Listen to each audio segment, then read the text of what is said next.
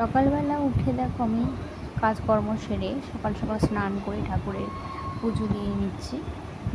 তারপর দেখো পুজো দিতে গিয়ে দেখলাম যে একটা গোটায় দুটো ফুল। তো এরকম মাঝে মাঝে কিছু না কিছু দেখা যায়, কখনো হয়তো চন্দনজবা ফুলের মধ্যে 2-3টে লাল পাপড়ি এরকম হয়। তো তারপর পুজো টুজো দিয়ে নিলাম, একটু কিছু খেয়ে তারপর আবার এখন রান্না করতে চলে গেছে। তো মাছ নিয়ে এসেছিলো, মাছগুলো ভাজা করে নিলাম, নিয়ে আর অনেক কিছু করেছিলাম, শাক ভাজা, তরকারি, শুক্তো এবং ঝিঙে দিয়ে মাছের ঝোল বসিয়ে দিলাম।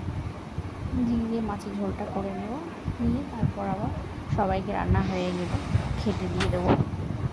যখন মাছের ঝোল ফুটছে তখন মাছগুলো দিয়ে দিলাম, একটু ডুবিয়ে দিলাম যাতে ঝোলটা ভালো করে ওর মধ্যে ঢোকে। তো ঝিঙে দিয়ে ঝোল ভালো লাগে, খারাপ লাগে না।